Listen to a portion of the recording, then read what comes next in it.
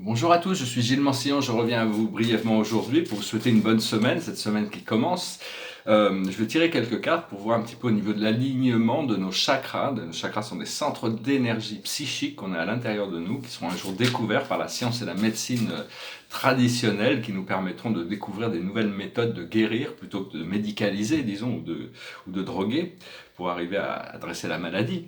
Et donc on a besoin de retourner à cet état naturel, cet état de bien-être naturel qui permet de... Parce qu'on a tous été, quelle que soit la maladie, il y avait un moment où on était en pleine santé. Donc c'est réaligner avec cet état de santé pour arriver à ce que notre corps naturellement retourne à cet état de perfection naturelle, même si bon, la perfection n'est pas forcément quelque chose dans un sens absolu, c'est juste que... Alors, à la base, c'est là où il y a tous les challenges, la base, c'est la volonté, c'est gouverné par Pluton, on a la justice. La justice, c'est l'équilibre, c'est la balance, c'est l'ordre divin. Ce qu'on a au niveau des plans terrestres, au niveau des plans astraux, qui est dirigé par le corps astral, c'est au niveau du nombril, c'est le chakra de l'harmonisation, le chakra de la sexualité, qui est gouverné par Saturne. Là, on a l'indulgence, c'est-à-dire c'est très difficile de casser des cycles, nos habitudes. C'est des habitudes qui sont indulgentes, et donc il faut essayer de travailler là-dessus pour essayer de dépasser cette indulgence. Une fois qu'on arrive à dépasser cette indulgence, avoir un peu plus de discipline, on trouve la joie. Mais enfin bon, il ne faut pas s'en vouloir, c'est très difficile. Moi, je vois de casser les routines dans un endroit où on a ces routines. C'est bien de pouvoir des fois pouvoir faire un voyage, pouvoir abandonner certaines, pouvoir changer de son atmosphère mentale, son atmosphère physique. Ça permet de casser des, des cycles, de toute manière. Ce que l'on voit au niveau de notre plexus solaire, qui est gouverné par Jupiter, c'est notre centre de pouvoir. Ici, on a le courage d'adresser ces choses, le courage de faire face à toutes ces choses qui peuvent encore remonter. Au plus on a de courage, au plus notre compassion et notre lucidité va se développer. Ce que l'on a au niveau du cœur, qui est un chakra qui est neutre, les trois premiers chakras sont créatifs, le chakra du cœur est neutre, et les trois chakras supérieurs, tous ces chakras principaux, on a 550 centres d'énergie dans notre corps astral et notre corps physique, qui ne sont pas activés, mais ici on a l'acceptation. À l'acceptation, je vais revenir, il faut s'accepter, faut accepter qui on est, il faut accepter ce que l'on est, il faut accepter où on est, il faut accepter tout ce que l'on est. C'est-à-dire, il faut se dire, je m'aime comme je suis, je m'aime où je suis, je m'aime tel que je suis, j'aime tout ce que je suis. Jusqu'à ce que ça peut avoir un sens. Bon, c'est pas facile au début de ressentir ça, mais c'est important d'essayer d'accepter toutes ces choses comme faisant partie de savoir que Dieu nous aime tel que nous sommes, notre âme nous aime tel que nous sommes, nos guides nous aiment tel que nous sommes. C'est juste nous et les autres peut-être qui peuvent avoir des problèmes avec certains aspects de notre réalité, de notre conditionnement. Donc l'acceptation, arriver à accepter les choses, accepter qu'on est méritant de recevoir cette liberté, ce bonheur. Ce que l'on voit au niveau du cinquième chakra, qui est un chakra qui est gouverné par Chiron, la planète Chiron, qui fait le sacrifice pour guérir les corps, qui est un chakra qu'on partage avec notre présence je suis, qui est le chakra de la communication. Et ici, on a la purification, c'est-à-dire on communique cette purification. Il y a un besoin de purification qui c'est pas forcément toujours facile de se purifier, mais un peu tous les jours, même si des fois on a l'impression de revenir en arrière. En réalité, on apprend on peut jamais faire un mauvais choix, parce que tous nos choix nous apprennent quelque chose. Ce que l'on voit au niveau de notre troisième œil, qui est gouverné par Neptune, qui est la planète une planète d'expansion, de rêve. Et donc ici, on a la destinée, on voit notre destinée devant nous. On aimerait bien rentrer dans cet alignement qui nous permet d'arriver dans cette destinée. Tous les matins, on m'annonce des choses, mais bon, ça fait 10 ans qu'on m'annonce ces choses, donc quand j'y crois, enfin, je suis déterminé pendant un certain temps, puis après, bon, je reviens dans mes habitudes, parce que bon, tant que c'est pas manifesté, vu que ça fait 10 ans qu'on m'annonce un peu les mêmes choses, je dis, bon, je m'attends pas à ce qu'il y ait des changements, donc c'est un peu délicat, mais bon, il faut arriver à se voir déjà dans ce que l'on recherche, arriver à s'imaginer, se visualiser, ressentir déjà l'énergie qui est quand même donnée de cette destinée. Et ce que l'on voit au niveau de la couronne, qui est le chakra supérieur, qui ouvre les portes vers les plans des dimensions supérieures, qui est gouverné par Uranus, ici on a l'action. Donc il y a certaines actions qu'on peut prendre, des actions intérieures qu'on peut prendre. Ce qui vient de la Terre, de notre étoile terrestre, qui nous connecte à la Terre, c'est la richesse. Il y a cette richesse, cette abondance, cette liberté qui nous vient. Et ce qui vient de notre étoile de l'âme, parce qu'au début, l'âme était complètement intégrée dans le corps. Au début, quand on était dans la 12e dimension, on était un avec notre âme, et puis petit à petit, on est descendu 11e, 10e, 9e, 8e, 7e, 6e, 5e, 4e. En Atlantis, on était à la 4e et la 5e, puis on est descendu dans la 3e dimension. Donc notre âme s'est réfugiée dans cette étoile de l'âme, et donc c'est une étoile argentée, on doit communiquer pour amener cette énergie, être bien connecté avec cette guidance intérieure et avec notre âme. Et ici, on a l'élévation.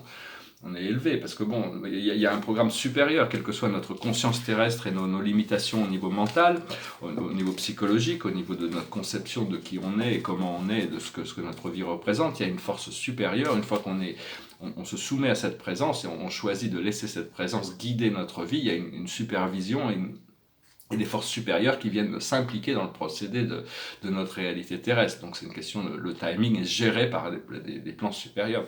Au niveau du timing, il y a parfois des symboles de synchronicité qui peuvent vous permettre de connecter avec des plans éternels.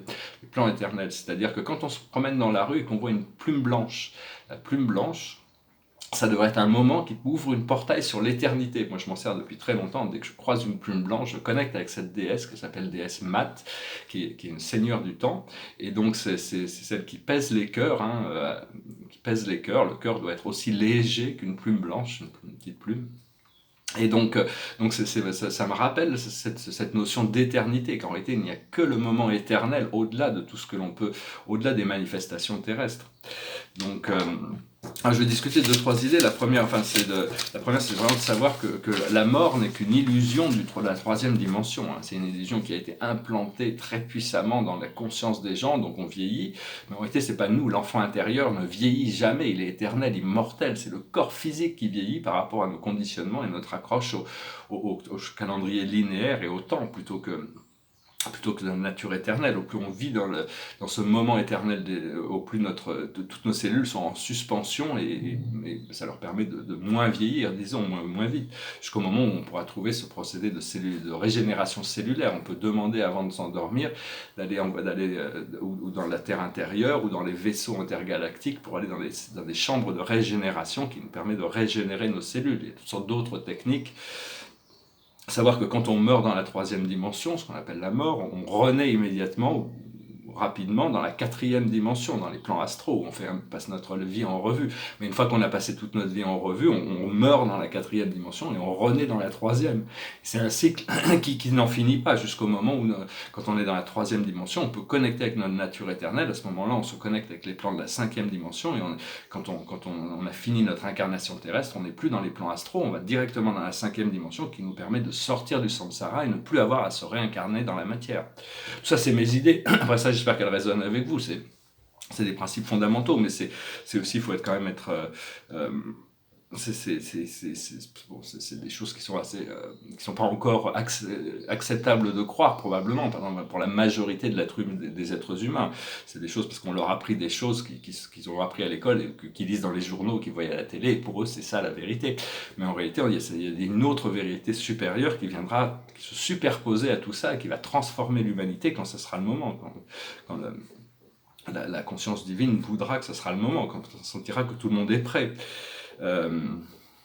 Parce que pour le moment, on se considère un être physique et grâce à nos méditations, grâce à nos projections, grâce à nos rêves, on arrive à visiter ces plans supérieurs de réalité. Mais bientôt, on pourra réaliser qu'en réalité, nous sommes des êtres supérieurs d'un plan éternel, mais nous visitons cette dimension terrestre, ce qui nous donnera une différente perspective. Savoir que la Terre est inclinée, et elle tourne. Mais avant, elle était droite, sous l'Atlantis. C'est la chute d'Atlantis qui a fait que la Terre s'est désinclinée. Elle est en train de se redresser pour redevenir une planète consciente. Donc ça a créé toutes sortes de changements climatiques. Parce que toute une planète consciente doit être droite pour que les êtres physiques puissent avoir cet équilibre, de toute manière. Enfin bon, ça va venir. C'est des choses très profondes, des choses qui vont se comprendre, qui sont déjà comprises là-haut, mais qu'ici on ne connaît pas encore. On ne peut pas percevoir une réalité au-delà de notre niveau de conscience. C'est-à-dire quand on voit quelque chose d'une autre dimension, c'est parce que notre niveau de conscience nous permet de le voir. C'est aussi par rapport à des protections c'est une protection par rapport à ces champs dimensionnels où ces êtres vivent là-haut sont protégés de tous ceux qui ne sont pas prêts à comprendre cette réalité. Et c'est pareil pour tous les travailleurs de lumière, c'est-à-dire que toute notre réalisation de ces mondes spirituels à l'intérieur de nous sont protégés de ceux qui ne sont pas encore au niveau, c'est-à-dire ils n'ont pas de pouvoir sur ce qui se passe là-haut. Parce qu'il faut la flamme violette, c'est ce qui est le plus puissant à utiliser, c'est la plus haute fréquence de lumière que l'on peut utiliser dans la troisième dimension. Mais c'est une fréquence qui, depuis la chute d'Atlantis, elle a été entourée d'amour inconditionnel pour pas qu'elle soit mal utilisée. On ne peut l'activer que si on est qu'à partir du moment où on a ce bien-être de tous à cœur, on a cette bienveillance vis-à-vis de la vie, hein, parce que sinon elle aurait été mal utilisée. Donc encore une fois, c'est une protection qui a été mise en place. Parce qu'on nous a donné l'opportunité d'aller venir vivre, on nous a donné carte blanche pour aller vivre et créer en dehors du royaume de Dieu.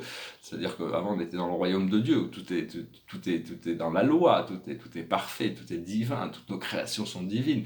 Mais en oubliant nos mémoires, on est venu créer là. Au départ c'était un grand cadeau, puis on s'aperçoit que c'est plutôt le fait d'avoir créé, on est venu, on a vécu des centaines de vies, on a créé. Mais certaines choses ne sont pas créées dans l'ordre divin, donc toutes ces choses sont reflétées par le miroir de la vie, et donc on a besoin de les équilibrer, donc on demande quand même l'assistance du monde spirituel pour nous ramener en alignement, pour pouvoir équilibrer toutes ces créations, hein. Savoir je suis qui je suis. Il faut dire j'aime ma vie. Hein. Ce qu'il faut, c'est j'aime la vie, j'aime ma vie. Et au plus, il faut jusqu'à ce qu'on puisse vraiment ressentir ça, parce que des fois, c'est un procédé mental. On se répète ça. J'aime qui je suis, j'aime où je suis, j'aime ce que je suis, j'aime tout ce que je suis. Et donc c'est quelque chose qu'on doit se répéter jusqu'au moment où on peut vraiment le ressentir, parce que tout est basé sur le feeling, les ressentis. Parce que notre moi divin aime toute la création telle qu'elle est, hein, où il faut abandonner les idées de perfection, de savoir qu'on a besoin d'être parfait pour être aimé de Dieu, pas du tout. Il faut quand même continuer à se perfectionner, continuer à avancer, mais on ne peut pas atteindre la perfection infinie ici sur Terre, de toute manière. Hein.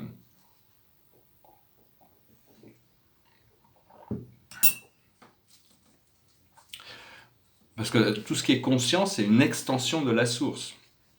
Toutes les consciences sont créées comme une extension de la source. La personnalité, c'est un don de la première source et centre du Père au paradis. On est créé comme des personnalités. C'est à travers le circuit des personnalités que Dieu sait tout, connaît tout. C'est le Père des personnalités. La première personnalité. Mais notre esprit mental, lui, c'est un cadeau de la mère de l'univers, qui est standard aux esprits mortels de toutes les planètes de notre univers local. Par contre, notre corps physique, c'est une extension de la planète Terre. On doit connecter avec cette planète Terre pour réaligner pour pouvoir recevoir de la planète, du centre de la planète. Il y a ce grand soleil rose au centre de la planète qui peut nous alimenter aussi, hein, se sentir bien connecté. Savoir que on a un système d'opération de la troisième dimension, c'est une sorte de... Notre ADN est branché, c'est une sorte de modèle de fonctionnement qu'on a à travers nos sens, on a ce modèle de fonctionnement, c'est comme si notre corps était un ordinateur, notre logiciel c'est la troisième dimension. Mais ce qu'il faut, et petit à petit, on est en train d'activer ces parties, parce qu'on a choisi de déconnecter 90% de nos fonctions cérébrales et 93% de notre ADN. Pourquoi on a choisi ça? C'était parce que c'était une expérience pour participer ici, mais petit à petit, il y a des nouvelles fonctions cérébrales et des parties de notre ADN qui s'ouvrent, qui nous donnent des perceptions dans d'autres dimensions. Ce qu'il faut, c'est apprendre à faire des sauvegardes, c'est-à-dire qu'une fois quand on a une expérience multidimensionnelle, il faut demander à ce que ça soit sauvegardé pour pas l'oublier, parce que sinon on l'oublie. C'est un petit peu comme sur un ordinateur. Si on travaille sur un document et puis on fait des changements, mais si on fait pas de sauvegarde et qu'on éteint l'ordinateur sans faire la sauvegarde, on va revenir sur l'ancien programme. Donc il faut apprendre à faire ces sauvegardes. Il faut demander à ce que tout soit bien intégré. Une fois dans la cinquième dimension, on pourra percevoir la première, la deuxième, la troisième et la quatrième dimension. On comprendra tout ce qui connecte les choses, de la cause à l'effet. Parce que ce système de la troisième dimension, il est infecté par des virus qu'on appelle la peur. Toutes ces peurs sont comme des virus qui contaminent tout le programme de database, de tous les data. Hein. Ça vient constamment interférer avec le programme de fonctionnement de notre esprit mental, émotionnel et astral. Et donc...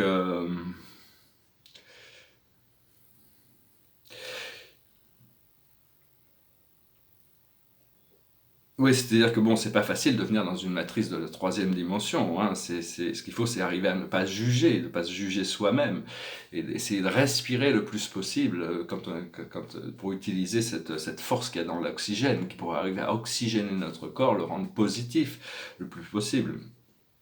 Euh, a priori, on est venu, c'est notre dernière incarnation dans le monde physique. De toute manière, la Terre a fini son programme. Tout c'est une matrice de la troisième, quatrième dimension. La Terre en a fini avec ça. Elle a suffisamment souffert. Elle a vraiment besoin de faire tous ces changements. Tout le show va vraiment, ce spectacle va finir très très bientôt. Et après, ça sera beaucoup plus facile. Hein. Une fois que les éléments sombres de la quatrième dimension et de la troisième seront enlevés, hein, ça sera nettoyé, ça sera beaucoup plus facile pour tout le monde. On pourra tous commencer à s'occuper de ces choses qui sont si importantes. On sera plus distrait par toutes ces choses. Ces choses qui peuvent paraître encore assez négatives, qui sont constamment, qu'on nous envoie constamment dans le monde terrestre. Alors je vais tirer 4 cartes avec la cache pour voir un petit peu par rapport à la cache. Le tableau derrière moi ici, c'est ce que j'appelle la famille des étoiles bleues. Hein. C'est un tableau stellaire. C'est un tableau stellaire, je le trouve vraiment magnifique. Ils ont toute cette personnalité, cette vibration. Parce que dans les tableaux, c'est la vibration, c'est l'énergie qu'il y a autour. Qu'est-ce que ça communique plus au-delà de l'image.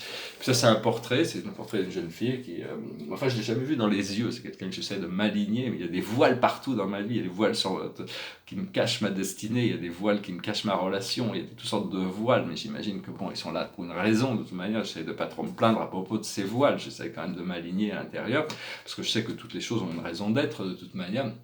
Enfin, j'ai fait plusieurs portraits d'elle, je verrai si ça correspond, mais vu que j'ai pas les yeux, c'est ce qu'il y a de plus dur à faire dans les tableaux. L'art, c'est quelque chose de très, très puissant aussi pour nous aider à sortir du procédé mental. C'est-à-dire quand on regarde un tableau, on contemple un tableau, ou on écoute une chanson, une musique qui nous plaît, ça nous permet de sortir, ça nous ouvre notre imaginaire, ça nous permet de voyager avec un sentiment, de voyager au-delà des choses physiques et matérielles. Hein. Donc c'est important d'utiliser l'art. Hein. La plus haute sagesse pour nous aujourd'hui, c'est les Amérindiens, c'est le pouvoir du cercle, c'est une vie simple, c'est une vie connectée,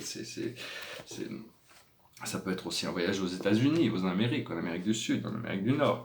Ce que l'on doit comprendre, c'est biblique, c'est-à-dire on a des responsabilités envers Dieu quand même, on est responsable devant Dieu. Et donc on a toute cette relation, on a cette histoire, cette évolution de la planète. On est là pour servir la planète et on a notre rôle, on a tous un rôle à jouer dans cette mission. Donc il faut se préparer. Ce que l'on doit faire, c'est les celtiques. Ici, c'est le pouvoir des plantes, le pouvoir de connexion avec la nature, le monde naturel, le monde des divas, le monde magique, le monde de cette connaissance. Et l'aboutissant, c'est les relations karmiques, c'est-à-dire il y a des relations karmiques, il y a des gens qui sont là pour nous aider, il y a des gens qui sont pour nous handicaper, et puis il y a des gens qui sont neutres. Donc il faut arriver à détendre toutes les relations karmiques négatives, mais arriver à s'ouvrir à des relations karmiques positives, parce qu'on avait fait des plans d'âme pour être complémentaires les uns des autres dans ce projet. Donc c'est arriver à connecter, ne pas avoir le plus possible avec ces bonnes relations karmiques. Hein. Donc oui, je voulais dire...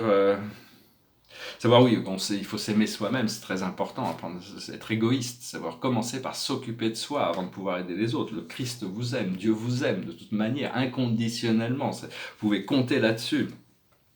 Savoir qu'il y a des lumières massives, il y a des nouvelles lumières qui arrivent du centre du cosmos positif pour nous aider avec notre ascension, mais les êtres négatifs qui vivent sur Terre, on fait appel à d'autres forces du cosmos pour les aider à augmenter ces forces négatives. Donc les forces positives augmentent, mais les forces négatives augmentent. Le contraste entre le noir et le blanc de la vie.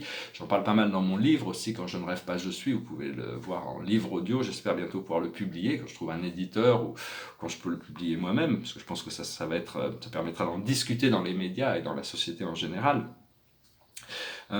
Donc il ne faut pas donner nos pouvoirs, parce que la majorité de l'humanité étant non éclairée, quand ils reçoivent ces énergies négatives, ces énergies de peur, de séparation, de conflit, de dualité, d'ego, ils s'en servent et donc ils utilisent ça parce qu'ils n'ont pas la connexion consciente au plan supérieur. Donc il ne faut pas leur en vouloir, mais il faut essayer d'amener cette lumière le plus possible dans le monde pour faire faire un contrepoids. Tout ça, c'est jamais qu'un théâtre, de toute manière. On est tous des acteurs. Tous les acteurs jouent leur rôle. Et à la fin, on est vraiment c'est la dernière scène, de toute manière. C'est la scène finale. Hein. Donc, les scénarios vont arriver à la complétion. La lumière a gagné, de toute manière. Comprendre qu'il n'y a pas de mal, il n'y a pas de péché, il n'y a pas de monde non plus, il n'y a que Dieu en réalité. Et quand on comprend ça, on arrive à lâcher prise sur plein de choses, déconnecter toutes sortes de choses mentales. Parce que ce que l'on croit devient réel, hein, de toute manière. Donc voilà, je discutais un petit peu de sujets plus terrestres, mais bon, je vais peut-être garder ça pour demain, hein, je ne veux pas faire cette vidéo trop longue.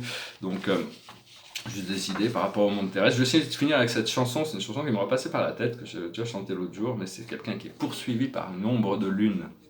It goes like this. Oh, I'm being followed by a moon shadow, moon shadow, moon shadow, leaping and hopping on a moon shadow, moon shadow, moon shadow.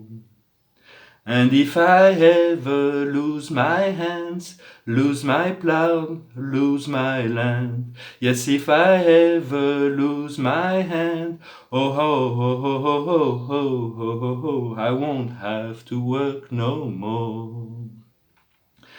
And if I ever lose my eyes, if my color all run dry, yes, if I ever lose my eyes, oh ho ho ho ho ho ho ho ho, I won't have to cry no more.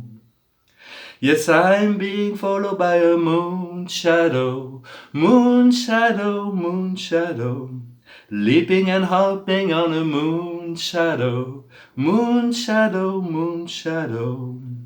And if I ever lose my legs, I won't moan and I won't beg. Oh, if I ever lose my leg, oh ho ho ho ho ho ho, I won't have to walk no more. And if I ever lose my mouse, all my teeth, north and south, yes, if I ever lose my mouse, oh ho ho ho ho ho ho ho ho ho, I won't have to talk. Did you take long to find me? I asked the faithful life. Did you take long to find me? And are you gonna stay the night? I'm being followed by a moon shadow, moon shadow, moon shadow, leaping and hopping on a moon shadow, moon shadow, moon shadow. Voilà, c'est une magnifique chanson de Cat Stevens. Toutes ces chansons sont très spirituelles. C'est quelqu'un de très inspiré, c'est divinement inspiré de toute manière, toutes ces chansons. Et donc, je vous remercie d'être resté jusqu'à la fin. Je vous remercie d'aimer, de partager, de souscrire. Et puis, j'espère que cette vidéo aura été intéressante pour vous. Je vous dis à très bientôt. Namasté.